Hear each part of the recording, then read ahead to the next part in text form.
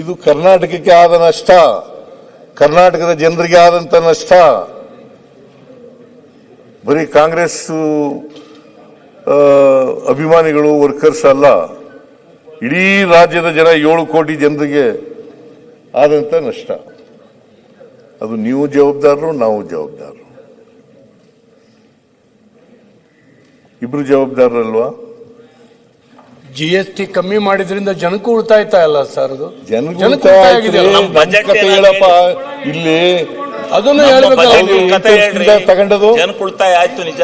8 ವರ್ಷ ತಗೊಂಡದು, ಆಗ ಜನಗಳಿಗೆ ತೊಂದರೆ ಆಗ್ಲಿಲ್ವಾ? ಅದು ಅಭಿವೃದ್ಧಿ ಕೊಟ್ರಲ್ಲ, ಅದು ಬೇರೆ. 8 ವರ್ಷ ತಗೊಂಡ್ರಲ್ರಿ. GST ಹಾಕೋರು ಯಾರು? GST ಕೌನ್ಸಿಲ್ ಅಲ್ಲ. ಜಾಸ್ತಿ ಮಾಡೋದಾದ್ರು ಮೊದ್ಲು ಮಾಡ್ಬೇಕು, ಇಲ್ಲ ಕೊನೆ ಮಾಡ್ಬೇಕು. ಮಧ್ಯದಲ್ಲಿ ಮಾಡಿಬಿಟ್ರೆ ಹಣಕಾಸಿನ ಸ್ಥಿತಿಗತಿ ಏನು? ನಮ್ಮ ಸ್ಥಿತಿಗತಿ ಏನು? ಅದನ್ನೇ ಅನುಭವಿಸ್ತಾ ಕರ್ನಾಟಕದ ಬಜೆಟ್ ಗತಿ ಏನು? 8,000-15,000 ಕೋಟಿಯಲ್ಲಿ ಕೋತಾ ಐತೆ. ಕಮ್ಮಿ ಮಾಡಿದ್ರೆ ಜನಗಳಿಗೆ ಕಮ್ಮಿ ಆಯ್ತು ಬೇರೆ. 8 ವರ್ಷ ತಗೊಂಡಿದ್ದೀರಲ್ಲ, 8 ವರ್ಷ ತೊಂದರೆ ಆಗ್ಲಿಲ್ಲ ಜನಗಳಿಗೆ? ಅಭಿವೃದ್ಧಿ ಆಗಿದೆಯಲ್ಲ. ಪ್ರಧಾನಿ ಆಮೇಲೆ ಮುಖ್ಯಮಂತ್ರಿಗಳ ಮನೆಗೆ ತಗೊಂಡೋಗೋದು 8 ವರ್ಷ ಎಲ್ಲ ವಸೂಲು ಮಾಡ್ಕೊಂಡು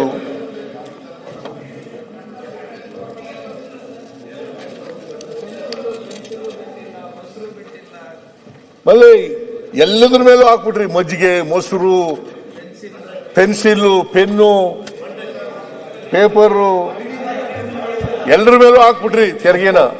8 ವರ್ಷ 8 ವರ್ಷ ಇವ್ರ ಹತ್ರ ಎಲ್ಲ ವಸೂಲು ಮಾಡಿದ್ರಿ.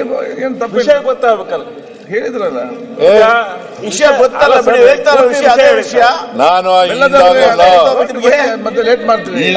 GST ಕೌನ್ಸಿಲ್ ನಲ್ಲಿ ಅವರೆಲ್ಲರೂ ಸೇರಿ ಒಪ್ಪಿದ್ದಾರೆ. GST ಕೌನ್ಸಿಲ್ ನಾವು ನಮ್ಮ ಅಭಿಪ್ರಾಯವನ್ನ ಹೇಳಿದ್ರು, ಆದ್ರೆ ಮೆಜಾರಿಟಿ ಇದ್ದೀರಲ್ಲ. GST ಕೌನ್ಸಿಲ್ ನಲ್ಲಿ ವಿಷಯ ಬರೆಯಾಗಿಲ್ಲ. ನಾನು ಈಲ್ಡಾಗಲ್ಲ ಮಾನ್ಯ ಅಧ್ಯಕ್ಷರೇ, ನಾನು ಮುಗಿಸೋವರೆಗೆ ಈಲ್ಡಾಗಲ್ಲ. ಅವರು ಮಧ್ಯೆ ಇಂಟರ್ಫಿಯರ್ ಆಗಿ, ಯಾಕಂತಂದ್ರೆ ನಾಳೆ ನಾಳಿದ್ದು 2 ದಿನ ಮನ್ರೇಗಾ ಬಗ್ಗೆ ಚರ್ಚೆ ಆಗುತ್ತೆ. ಅದನ್ನ ಹೆಂಗಾರು ಮಾಡಿ ನಿಲ್ಲಿಸ್ಬೇಕು ಅಂತ. ಚರ್ಚೆ ರೆಡಿನಾ? 2 ದಿನ ಸಾಕು, 2 ದಿನ ಮಾಡುವ.